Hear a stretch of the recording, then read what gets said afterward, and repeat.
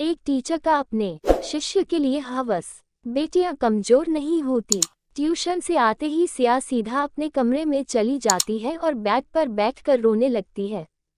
तभी कमरे में सिया की माँ सविता ये कहते हुए दाखिल होती है, क्या बात है सिया, आज तेरे चेहरे पर ये मायूसी।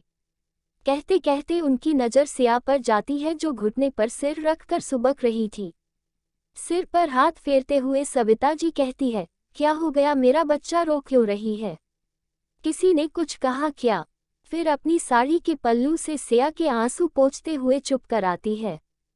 थोड़ी शांत होने के बाद सिया गुस्से से कहती है, मम्मा मैं कल से फिजिक्स क्लास करने सिन्हा सर के वहां नहीं जाऊंगी। पर क्यों बेटा, ऐसे बीच समय में क्लासेस छोड़ देगी तो तेरा ही नुकसान होगा ना। तू समझ रही है सिया मैं क्या कह रही हूँ? हाँ मम्मा पता है मुझे, पर मैं कल से सिन्हा सर के यहाँ नहीं जाऊंगी तो नहीं जाऊंगी।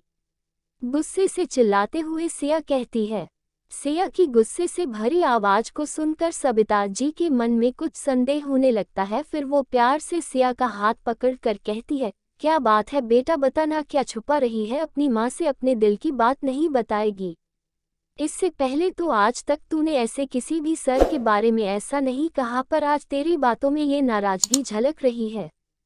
कुछ बताएगी तभी तो मैं भी कुछ मदद कर पाऊंगी ना। 16 साल की सिया जो अभी 11वीं में साइंस की स्टूडेंट है और फिजिक्स की कोचिंग क्लास विनोद सिन्हा के यहाँ करती थी। ऐसे तो ग्रुप में टोटल 10 लड़के लड़कियां थी जो वहां पढ़ती थी, पर कुछ दिनों से सिन्हा सर सिया को क्लास खत्म होने के बाद कुछ देर रुकने कहते हैं एक्स्ट्रा क्लास के नाम पर। उस क्लास के नाम पर अकेले में सिन्हा सर सिया के बदन को बहाने से छुआ करते थे, जिसे सहन कर पाना सिया के लिए मुश्किल हो रहा था, जिसके कारण वो पूरे समय डरी सहमी सी रहती थी। कई बार तो सिया ने क्लास ही छोड़ दिया, पर 2 दिन पहले जब सिया के पापा सुमित ने सिया को डांटते हुए ये कहा कि सिन्हा सर का कॉल आया था, तुम कुछ दिनों से कोचिंग सेंटर नहीं जा रही हो। सिन्हा सर ने सुमित को बहुत आसानी से अपने पक्ष में कर लिया, ये कहकर कि अगर ऐसे ही रहा तो रिजल्ट खराब हो जाएगा, फिर मुझ पर ब्लेम मत कीजिएगा। ये सारी बात सिया गुस्से से तिलमिलाई हुई अपनी माँ सविता जी से कह रही थी।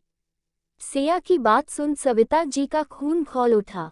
वो चाहती तो अभी जाकर अपने बच्ची के साथ हुए शोषण का तुरंत बदला ले सकती थी, पर वो ये कतई नहीं चाहती थी कि सिया को हर बार उसकी मां की सहायता की आवश्यकता पड़े। इसलिए उन्होंने सिया को कहा कि कल तुम पूरे निडर निर्भीक मन से सिन्हा सर के यहाँ जाएगी और अपनी लड़ाई अपने दम पर जीत कर आएगी।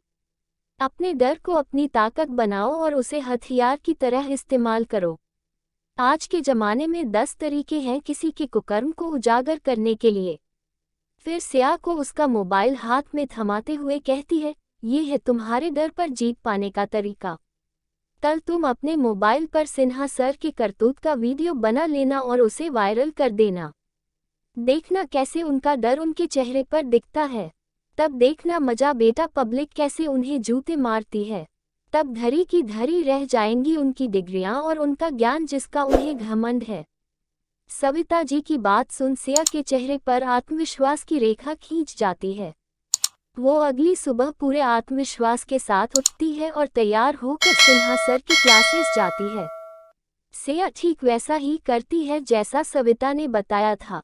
जैसे ही सिन्हा सर सिया के कंधे पर हाथ फेरता है, वैसे ही सिया उठकर एक तमाचा गाल पर खींच देती है और चुपके से रिकॉर्ड किया हुआ वीडियो जो अभी तक शेयर हो चुका था उसे सिन्हा सर के सामने दिखाते हुए कहती है, हम लड़कियां कमजोर नहीं है, जरूरत है तो सिर्फ अपने ताकत को दिखाने की, जो मैंने कर दिखाया। आप गुरु के नाम पर दब्बा हैं। आपने गुरु शिष्य के पवित्र बंधन को बदनाम कर दिया है। अब आपकी सजा यही है कि आप जिस ताकत के बल पर मासूम लड़कियों को अपना शिकार बनाते थे वो सिर्फ नाम की ही रह जाएगी, क्योंकि इस वीडियो को देखने के बाद कोई माता पिता अपनी बेटियों को यहाँ पढ़ने नहीं भेजेंगे। ऐसा कहकर सिया बड़े शान से अपना बैग उठती है और बाहर निकल जाती है। गुरु और शिष्य का रिश्ता बहुत बड़ा होता है, तभी तो गुरु को गोविंद से श्रेष्ठ माना गया है। गुरु गोविंद दो खड़े काके लागू पाया, बलिहारी गुरु अपने गोविंद दियो बताया। गुरु और गोविंद भगवान एक साथ खड़े हों तो किसे प्रणाम करना चाहिए, गुरु को अथवा गोविंद को?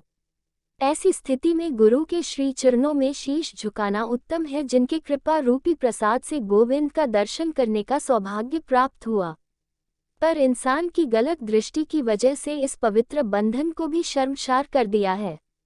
अगर आपको ये स्टोरी अच्छी लगी हो तो इसे फेसबुक पर जरूर शेयर करें और इसी तरह के अन्य लेख पढ़ने के लिए जुड़ी रहें आपके अपने चैनल BN हिंदी स्टोरी के साथ।